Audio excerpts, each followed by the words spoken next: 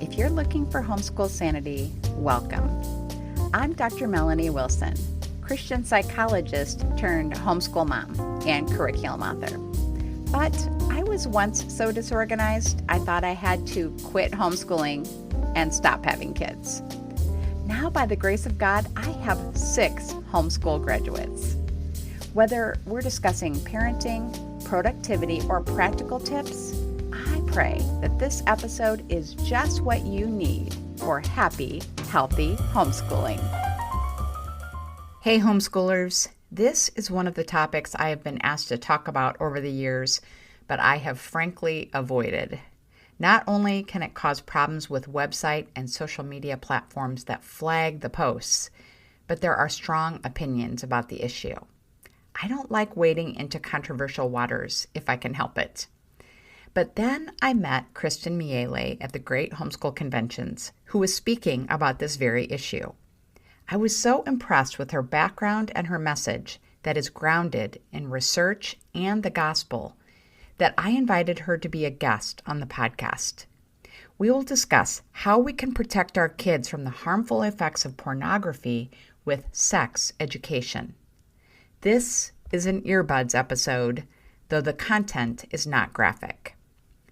Kristen Miele has been educating youth on the topic of sex for nearly 15 years.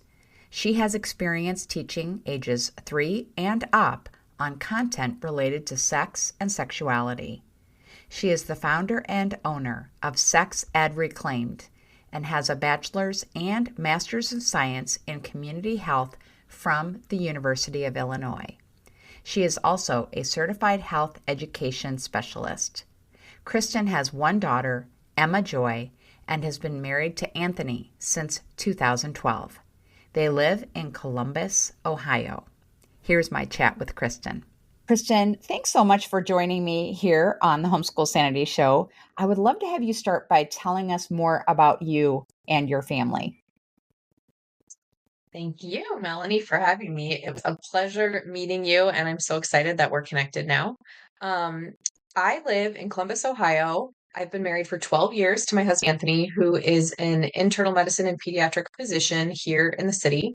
We lived abroad for almost 3 years as missionaries, which was really formative and definitely impacted our lives. We planned on being there permanently.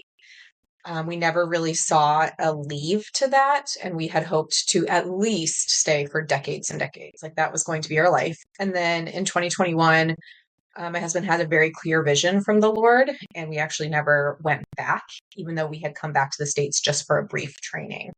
And so that also is formative in the creation of the company that I will talk about, Sex Ed Reclaimed. But we just moved back to the States in 2021, like I said, and we moved back to Columbus, Ohio. We're from Chicago originally, and we have one daughter who is 6. So she started school back here in the States, although she primarily was really growing up in Honduras. And then we are expecting another. So that is our family. And I launched this company in 2023. Wow. Well, that is a great introduction, and I'm glad that we can talk about your new baby that is on the way. I wasn't sure if you had told everyone when you first got to know each other. So exciting. Yes. Yeah, thank you. All right. Okay. So I am interested in having you share with my audience how you first got interested in sex education. Great question. So I was never personally interested in sex ed. And I would say that that is because I grew up in a Christian family. And so which is a sad connection, but I'm making that connection because I really don't feel that I grew up knowing sex was a good thing. I thought it was a thing only for later in life. And it was really, really bad up until then. And then it would be really, really good. And that I would say was primarily coming from the church and the purity culture movement that was really prevalent in the early 2000s. I don't think they had bad intentions with that. There is truth to that statement, but it wasn't very full. And for teenage minds, it's not very helpful.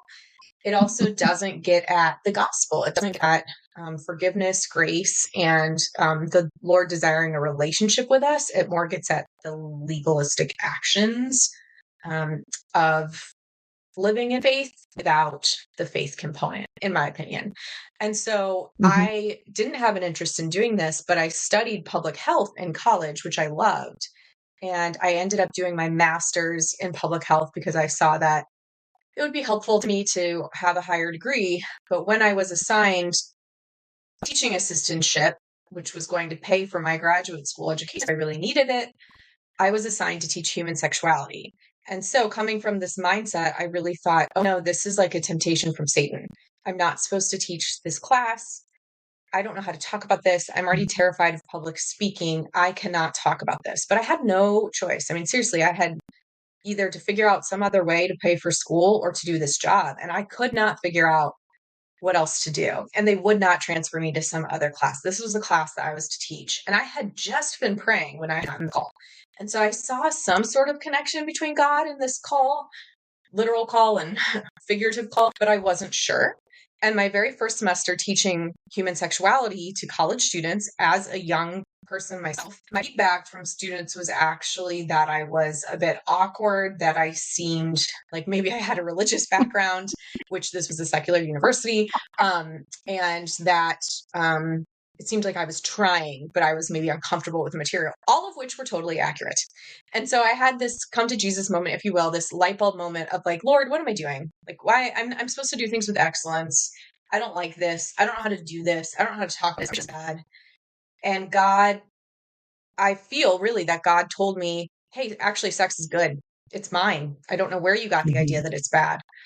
It's just that people are sinful and people have taken it to places where they never should have because they are rebellious and don't want to live for my glory. They want to live for their own.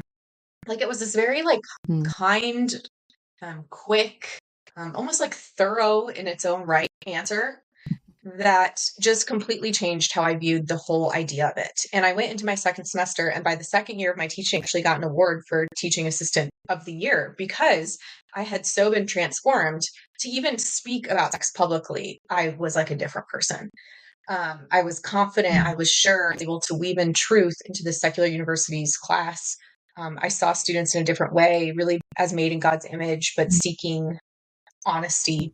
And I loved it. And then I graduated. I went into a public health department locally here in Columbus, Ohio, where I moved after college and grad school. And I really missed it a lot. And 2 years passed, and I got fired out of the blue from this health department. They didn't need my position anymore. I didn't see it coming at all. And I was kind of in this crisis again of, well, now what? What am I supposed to do? And I saw an email not long after in my inbox that said, would you like to be a human sexuality teacher in Columbus, travel and teach at all of these schools in Columbus, Ohio? I was like, wow, I would actually really like to do that. I had been praying about a job opportunity. My husband just had started residency, so he was not in med school anymore. So he was actually making money. So I didn't need to worry as much about my hourly pay and things like that. And so I took the job and I loved it. I taught in mostly secular places, but again, was able to weave in truth, was able to change the program to be talking about pornography and how evil it was, which was a 180 for them. They had been talking about how it was a safe way to explore your sexuality. And then we went on the mission field. So that led me up to the mission field, where once again, I wasn't planning on doing sex ed, but I found overseas that people really wanted me to talk about this, that they were amazed I knew and could talk about it. Honduras is primarily a Catholic nation. It's very like religious, but not very focused on a relationship with Jesus Christ. And so similarly to that kind of religion aspect, there's a lot of laws almost and thoughts about what you should and shouldn't do coming from the faith community, but they don't really know why. And it's not based on a connection with Jesus as much as it's based on what you're supposed to do for God. And so it was great to talk to kids and parents, adults alike, about sex. I've just been continually like drawn back into that. I mean, leaving the mission field, I wasn't planning on starting the company I did. And once again, God was very clear and like, you're going to start this company and it's going to be sex ed. So he's been clear with me, Mm. and I'm really thankful because I feel super passionate about it. But I want it to be known that this was not some draw for me. This was truly the Lord because he cares about this topic Mhm. so much. Hmm. Well, that's a wonderful introduction. So, and you told me some things that I didn't even know, having visited with you a Mhm. bit at the conference. So that is a great introduction, I think, to our topic today, because we're going to be talking about how homeschooling parents can protect their kids from pornography. I get a Yes. lot of questions about Mm, this topic, and I had my own approach, and I have shared about that on the podcast. And I can include a link where I did mm. talk about this before. But for now, what I want to do is say we know that there are homeschooling parents who want a simple way to protect their kids from pornography. And that's what they come to you for also. But what do you tell them instead? Well, I would love to tell homeschooling parents, or any parents for that matter, that there is a filter and there is an absolute way to protect your kids from explicit, horrible pornography, but there is not. And like I said, I would love to say differently. It's just the truth. And I am big on the truth. And so the truth is that statistically, most kids, almost to the point of 100%, will see explicit porn by the time they're 18. I know a few adult women, granted, they're in my generation, so we didn't even fully grow up with the internet, and they haven't seen it. And I've told them to praise God that it's a miracle that they haven't seen it, because it is everywhere, and it was starting to be everywhere as we were growing up. I'm in my mid-30s, but now it truly is. I mean, it's in gaming systems, it's in apps, it's of course everywhere on Google. There's whole companies devoted to this multi-billion-dollar business. It's on billboards, it's in music, in a sense, it's in books. It is very insidious, is the word that comes to mind when I think of porn. And so because it's of its insidious nature, there is no real way to fully protect your kids from ever seeing it. Does that mean that you shouldn't try? No. Certainly, there are many filters available for purchase. I even have some on my website you can get for free for like a month, because I have partnerships with these groups, because I do think they do great work. But kids who want to find it will. At that very same conference where, well, the one after the one I met you, but the same convention, Mhm. I had not one but two families come up to me, and I actually hadn't heard this before, which is saying something because I hear a lot of things.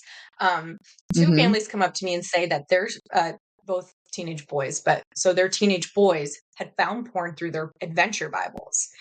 And both of them said there's something on the side of one of the pages that said, so and so was addicted to porn, but then they found Jesus and they found freedom through grace and forgiveness of Jesus Christ. Well, these kids were so protected, right? And they were so almost in this bubble community. They were both homeschool kids, that they didn't even know what that word meant.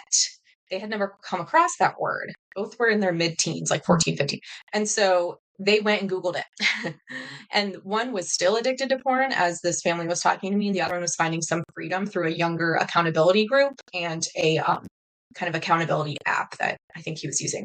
But it was just like, wow, Satan really wants people in this. He really wants people led astray by Mhm. this. So much so that, like, even this, I mean, even the Bible, like, they found it through this side comment on a Bible, and that broke my heart. But the reason that they went and looked it up is because they had never heard of it. They didn't even know what it Mhm. was. And so, as much as we want to protect our kids from, I don't want my daughter to ever see it. But even Mhm. me, as a sex ed teacher who will adamantly, talk to her about this and try to prevent this, I still have the expectation, actually, that she will likely see it. I sure hope I'm wrong, Mhm. but I really have the expectation that she Mhm. will likely see it by the time she leaves my household. Right. I mean, which stinks Right. to say, but it's better to be Yes, it prepared does. Mhm. than in the dark, I think. Right. And we're going to get into that. But my next question has to do with why these young men had never heard that word Mm, before, porn. Why are we so uncomfortable talking about sex? And you were so uncomfortable talking about it Mhm. when you were a new teacher. Why is that? And it is that we don't see it modeled from our parents, or we didn't see it modeled from our parents super well, and we didn't see it modeled from the church very well, except maybe in more legalistic terms. The next one would be, I think, from the beginning, right? Adam and Eve, one of the first things they did after they sinned, they ran from God and they covered themselves. And so there's this almost like we now have in our broken flesh, in our sinful flesh, that we do want to cover ourselves and cover sin, and be apart from God. And that includes in this topic. Another reason I think is because we bring our own baggage and discomfort to the, well, I should say, I'll focus on baggage. We bring our own baggage to the topic. And so, for example, this is maybe a more extreme example, but let's say we had abuse in our past, or we have a porn addiction in our past or in our present that we're maybe not fully admitting to. And that could look like somebody who watches porn or somebody who maybe reads a lot of erotica, a follower of Jesus. And have to talk to our kids about sex. I think we kind of bring that to the conversation and don't really know how to go there with that. And part of that is because of the first reason I shared, that nobody showed that example to us. But another reason I think is because we carry our own sin and baggage that we maybe haven't dealt with, whether it was something to us or because of us. We'll have to admit our own sin to our kids, which like we don't necessarily have to talk about that, depending. But Mhm. I think that's another reason. But I'm sure your listeners now Mhm. could even think of the reason that they personally feel uncomfortable to their kids. You know, I was speaking at a church yesterday, and one thing that came up was, how do I talk to my 7-year-old about abortion? She's very sensitive, but I want her to know what it is, I think. And actually another mom shared that, you know, we put our own own experiences sometimes on our kids because that's just the natural best, and they don't have those. And so a kid doesn't approach the conversation about abortion as like super weighty and heavy and, oh, think of Mary Sue who had her abortion and so's friend, and it's awful, and the news, so on. They don't look at it like that. They're just kind of looking for information and want to know and trust you as their parent. And so we don't need to put our own like stuff on our kids, but we can get it relates to this topic, even if it's speaking or something. We might put our own worldview and heaviness on it when they actually don't carry that. And so we avoid the conversation because we don't want to put that on them, but we're not. They don't have that. And so that's an important distinction to make Mm. as we talk to kids. You know, they don't. My daughter, when she learned that babies come out of the vagina, I mean, like I said, she's 6 right now. So she was like, when she learned it, because she asked, she didn't care. It really didn't hurt too much. She just asked if it was ouchies. And I said, yes. And how was that? It was not a big shade, you know, whereas when I have had Mhm. students learn that babies come out of vaginas or C-sections, and they started crying because they were full-on teenagers who truly didn't know. And it so freaked them out, Mhm. or they were so sad. I had one girl who was really sad that her parents had lied to her, to me at least, because she thought they came from storks. We almost put our own shame on it, and it doesn't need to be Mm. that way. Mm. Mm. So, given what you're saying, and you had shared the very startling statistics with me when we were visiting Mm-hmm. about the likelihood that our kids are going to see pornographic material. What Right. can and should we as parents do to prepare our kids for that? Mm-hmm. This is a great question. I think one thing you can do is you start early. If you're listening and you do have young kids, it's great. It's a great time to start. Sometimes people approach me and say, I don't think my kid needs this yet, but, and there's a reason. Generally, your kid does need this. It's not that you're explaining to them the act of sex. That's not all that sex ed is. It's talking about healthy dating. You're modeling a healthy marriage. You're naming parts of the body accurately. You're talking to them about puberty, about their mental and emotional health. Like all of this has to do somewhat with sexual health education and just their overall health, uh, especially even as it relates to sexuality. And so begin early. And maybe this is a surprising answer, but by talking to your kids about chemical names for their body so it doesn't create shame, so there's no secrecy around the topic. Make sure they know that you're comfortable, even if you're not, that but you're willing to have the conversations, you're there for them. My daughter already knows that bad images are images of people who are naked, and they don't respect or care for the people in them, and they don't respect, so she knows to come and talk to me. And like I said, she's very little. I don't call it porn. I start calling it porn when they're like 9 or 10, because that's the average age that they'll first see it. And you can start earlier than that, certainly, but I just use bad images with really little kids. So I think one way to prevent and to show your kids that you're there for them in this topic is by talking about it. And explaining to them that this is not something that it's really bad for the people in it, and it's bad for us. It doesn't help our relationships. It doesn't help how we view our friends or other girls or other boys. Kids are older, being more full on and explaining like dopamine and how dopamine increases when you watch something exciting, like can feel that way, but it creates an addictive pattern and behavior where you need more and more, and it's this habit that Satan wants to own you in, and it won't teach you anything. It won't help your future relationships.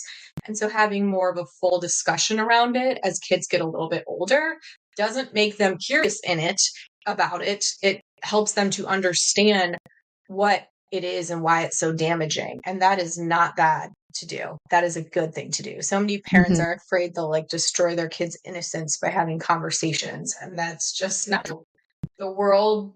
The world destroys our innocence. Sin, we're not innocent. But certainly there's age appropriate words and verbiage to use as you talk to your kids. I just wanted to add, leaving that topic behind, I just wanted to add to what you said. We discussed this together, that I did a marriage Bible study years ago where there was a couple who they were fairly newly married, and the wife looked like a model. I mean, she was absolutely gorgeous. She had no idea that her husband was addicted to porn when they got married, and they had no sexual relationship. And it's not something to be poo-pooed, because it can destroy a healthy marriage. She was absolutely devastated. It didn't matter, that he would say, "Oh, it's not you. It's not you." It feels like her. So I just don't want anyone, and I know you feel exactly the same way. I don't want anyone to minimize the damage that pornography can do to people. So anyway, that's why I really wanted to have you on the podcast. Yeah. Great. And I think you saw when we were talking about that somewhere in my slide deck for the presentation I had done that morning, it says, like, why is this a problem? And there's a lot of clear reasons why porn is a problem, but one of them is because these kids grow up.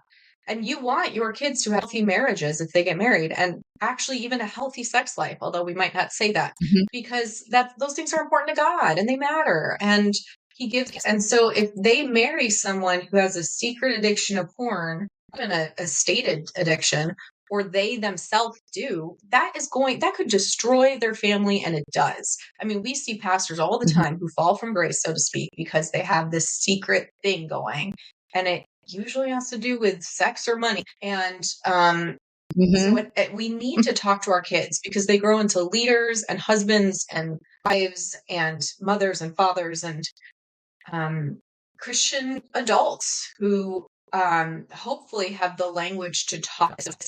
encouraged to be a hidden private issue, but rather is really spoken about. So completely agree with Right. that. I know you said, sorry, we're leaving the topic behind, but I really do believe porn is the biggest sex educator, period, for Christians or non. And that matters. That means we have to combat that. Mhm. And we have to show that actually, no, we are sex educators. We got this. We maybe don't have all the answers, but we want to be a safe place for all of that conversation. So, Right.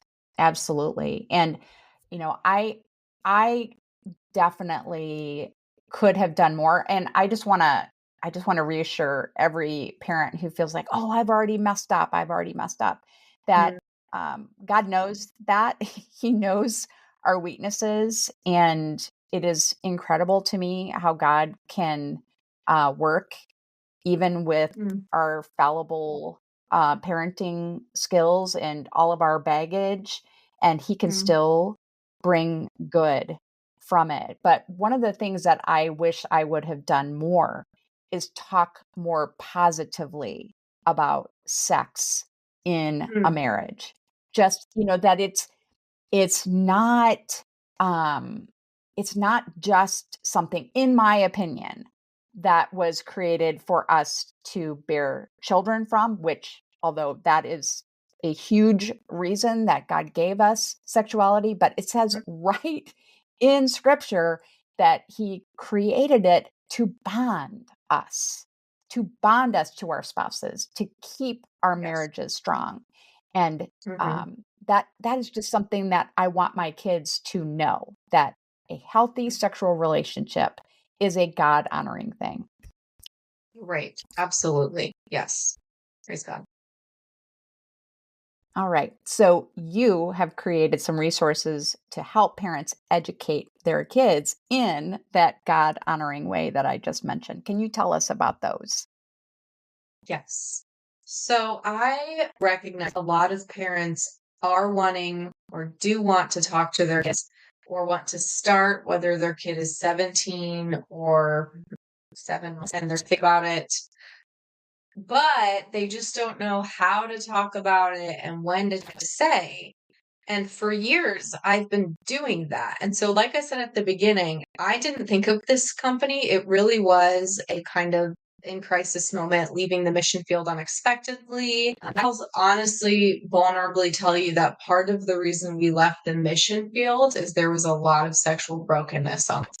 And it was really ruining things. Having his field Mm. day with it and taking these, sometimes people still think of missionaries as like elite Christians. Well, he was just removing them one and one and one off the field, like no problem. And so um, that definitely gave me fuel for the fire in this topic because I saw these amazing Christians who did everything to live in this impoverished place, totally different from where they lived with medical giftings.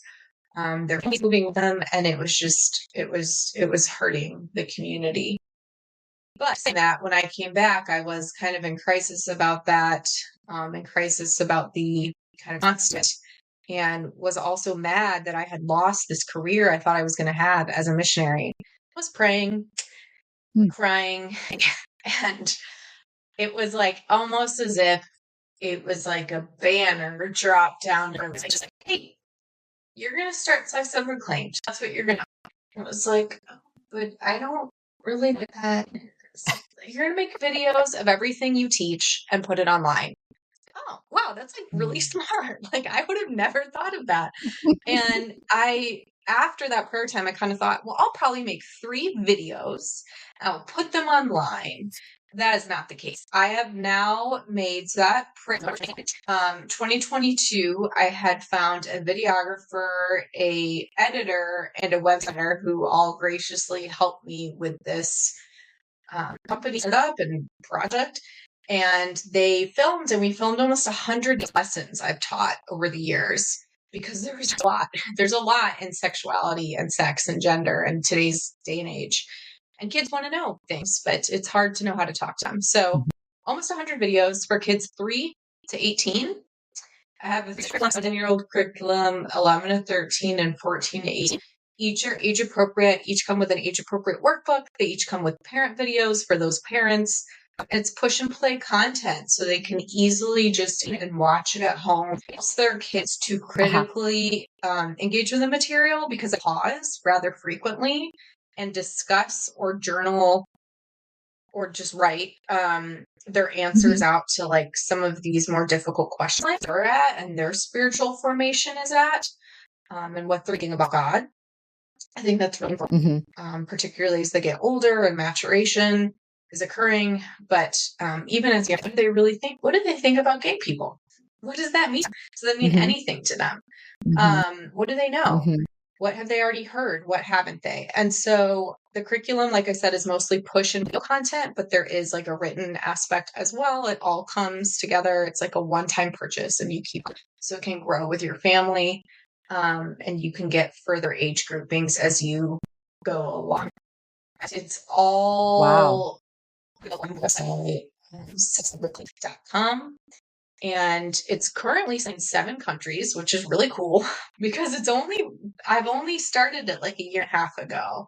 Sometimes I have to remember that because I get real passionate families having access to this. Um, I do Mhm. offer homeschooling discounts, and I'm always happy if people reach out to my Kristen. Hey, I want to get this. I have 9 kids. Or my husband just lost a job, or I just lost a job. Like, can you help me? I would love to do Mm. so. So I just want to do it and feel empowered to talk to their kids about this topic in a holy way. Oh, that is wonderful. Well, that is very much why I wanted to have you as a guest on the podcast. I was able to overhear some of the conversations that you were having at your booth, and you could just see how hungry parents were for this kind of material. And one thing that it might seem kind of obvious, but I just want to point out that um, I'm sure that any of Kristen's materials you could preview so what what she's going to be teaching, and you're still the parent, you're still in control, and can help Mm-hmm. use Kristen basically as your co-teacher. And I just think that you will be very, very blessed to have her stand alongside you in this journey. And I just kind of want to end. First of all, I want to have you tell us exactly again where they can get these materials, but I want to share the sign that was at your booth that my husband and I read even before we met you.